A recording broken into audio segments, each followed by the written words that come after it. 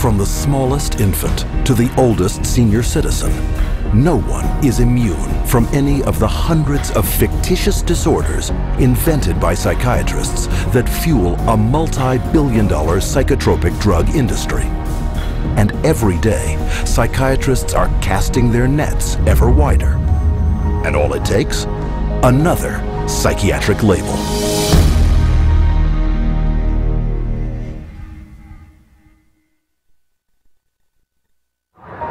How many people do you know who have been diagnosed with a mental disorder? One. With a mental disorder? 2.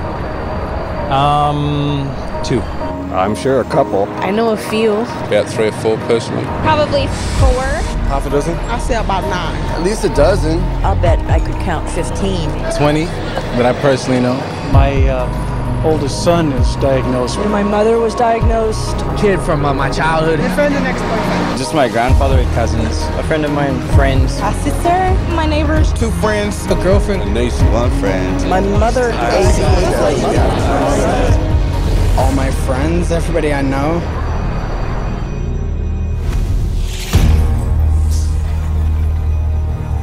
An apparent flood of mental illness is all around us.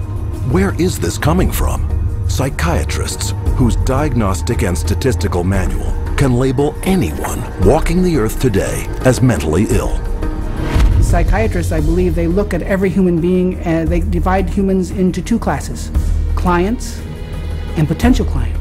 We see this no more prevalent in any field than in the field of the mental disorders, where one disease after another is invented and then popularized and the public is made to worry about it. It's a disease mongering. It's the selling of sickness. You know, sometimes it's a drug in search of a market, and it's giving public awareness to minor conditions with the ultimate goal is to sell more medications. It's not caring for people. When you run out of symptoms, you don't have any more clientele to market to. So you have to invent disease. And with psychiatric medications, you can invent diseases all day long.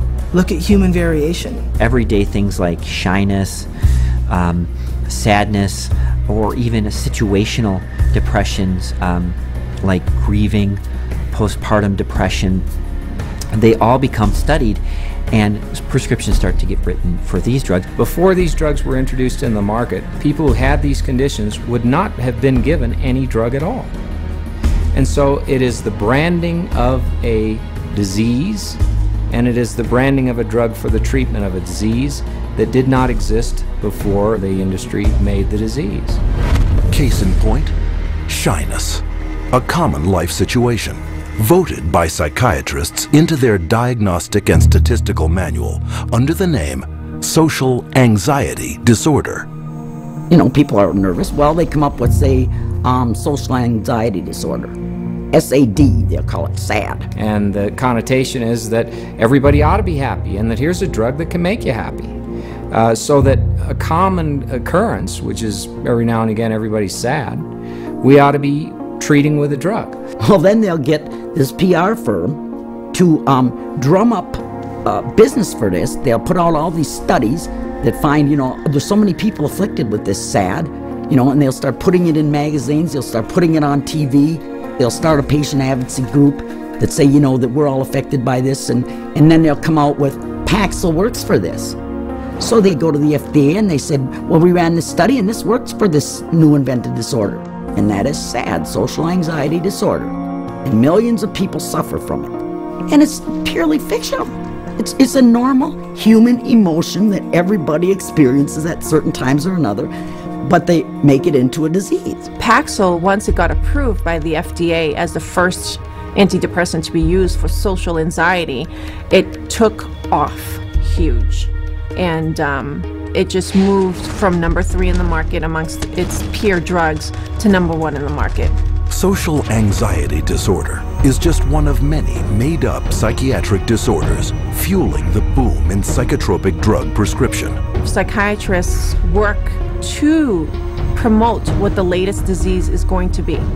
These days, bipolar is getting that same type of promotion. Everybody's being educated about their bipolar illness, when in fact, we know having emotional ups and downs is distinctly human. Now bipolar is thrown around like water. You've got bipolar, I have bipolar.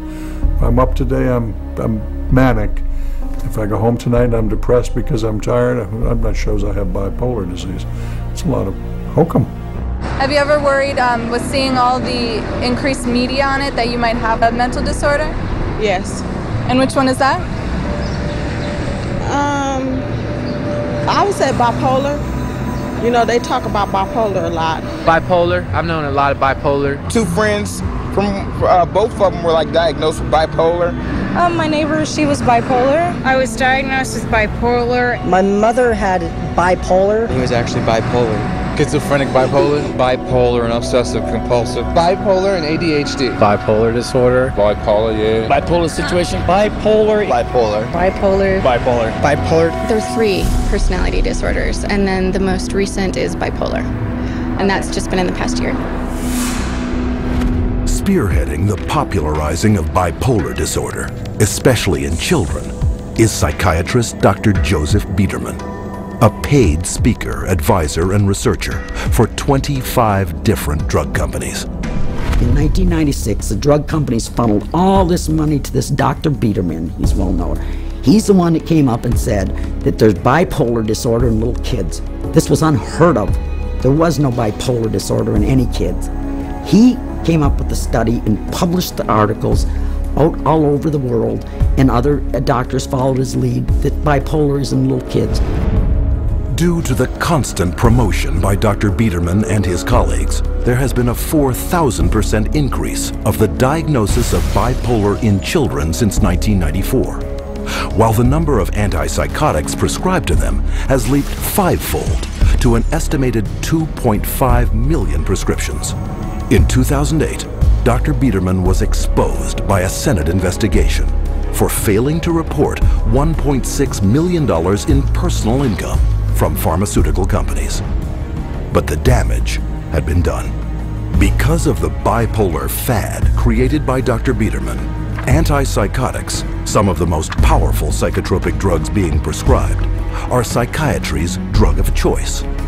The top 3 best-selling antipsychotics together gross $25,000 every minute.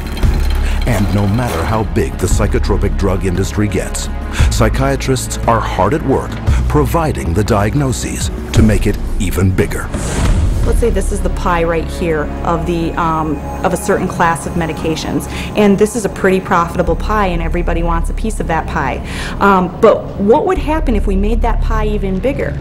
And how you make the pie even bigger is by expanding the uses for those drugs. They've already got a drug that's approved on the shelf. They can just pull it off the shelf, rename it, repackage it, and say, look, we've got a new drug for a new illness. When Prozac's patent ran out, that Eli Lilly had to look for a new source of profits. So all they did was change the name of the drug from Prozac to Serafem, changed the color of the pill from green to pink, and marketed it for PMDD, which is newly introduced into this book. What it tells us is that if you can come up with a label, a diagnostic label for a drug, then you can sell it like hotcakes. It's a business model, and it's $1 billion business model, and it works, and it's going to keep continuing. Today, anyone may unknowingly be taking a psychiatric drug, renamed, repackaged, and prescribed for non-psychiatric purposes. Zyban, prescribed as a cure for smoking, is actually the antidepressant Wellbutrin. Cymbalta, a psychiatric drug for depression and anxiety, is now being marketed as Yentriv for urinary incontinence. Psychiatric researchers are testing psychotropic drugs on such wildly varying conditions as obesity, alcoholism, gambling, hot flashes, herpes, nausea, itching, shivering, and excessive hair pulling. It is a pill for every ill, and practically no one